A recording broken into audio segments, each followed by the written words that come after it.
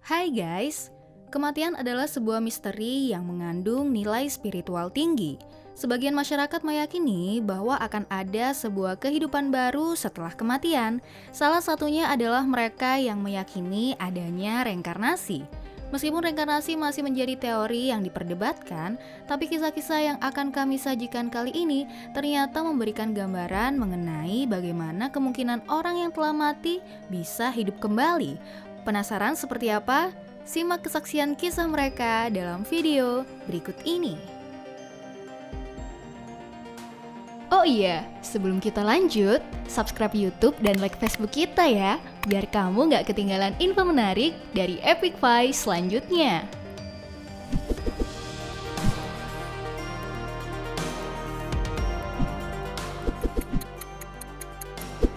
Bocah 3 tahun. Reinkarnasi yang satu ini sangat mengejutkan dan berbeda dari kisah-kisah lainnya. Pasalnya, bocah berusia 3 tahun dari kelompok etnis Druze ini mengaku bahwa ia mengingat kehidupan di masa lalunya.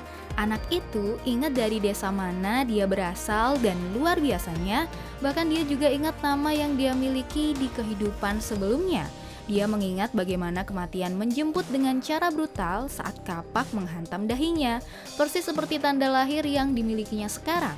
Bocah itu juga mengaku telah memimpin suatu kelompok tepat di mana tubuh masa lalunya dimakamkan dan mereka menemukan kerangka dengan luka di dahi seperti yang dikatakan anak itu. Apakah ini sebuah kebetulan saja?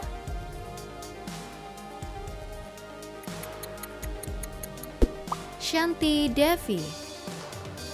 Seorang bocah berusia 4 tahun mengaku bahwa dirinya telah bereinkarnasi kembali setelah kematiannya yang diakibatkan oleh proses melahirkan.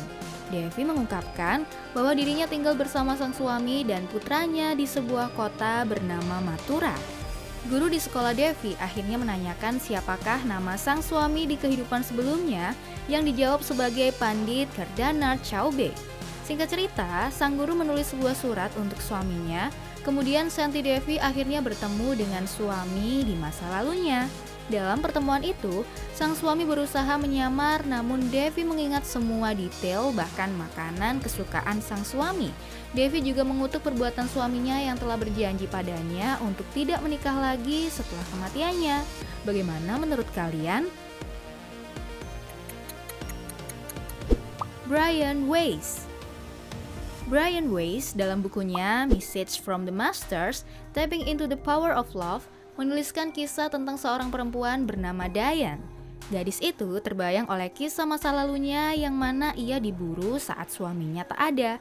Dia bersembunyi bersama anaknya yang memiliki tanda lahir bintang sabit, namun sayangnya anak itu berakhir meninggal karena lemas. Beberapa waktu kemudian, Diane jatuh cinta pada seorang lelaki yang juga memiliki tanda lahir bulan sabit, persis seperti yang dimiliki oleh anaknya. Pria itu juga memiliki riwayat penyakit yang identik dengan anaknya tersebut. Melalui kisah itu, Weiss sampai pada sebuah kesimpulan unik bahwa banyak orang dengan riwayat asma memiliki kenangan masa lalu berupa mati lemas. Robin Hull. Adrian Finkelstein, seorang psikolog ternama, pernah menulis dalam bukunya Your Past Lives and the Healing Process tentang seorang bocah bernama Robin Hull. Bocah itu berbicara menggunakan bahasa asing yang tidak dimengerti sama sekali oleh ibunya. Akhirnya, sang ibu pun memanggil ahli bahasa untuk mengenali bicara anaknya.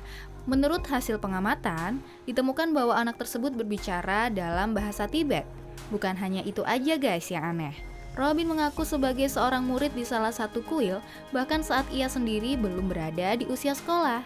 Apakah Robin adalah reinkarnasi dari murid di kuil yang disebutkannya? Kalau menurut kalian, gimana guys?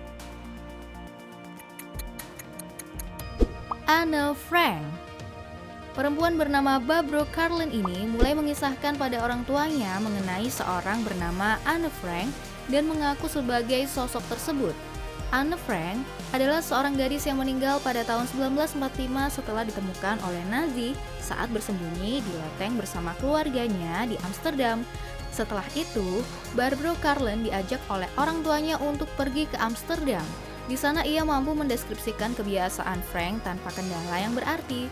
Sejak saat itu, banyak yang percaya bahwa ia benar-benar telah bereinkarnasi, lalu Barbara Carlin kemudian menuliskan kisahnya dalam sebuah buku.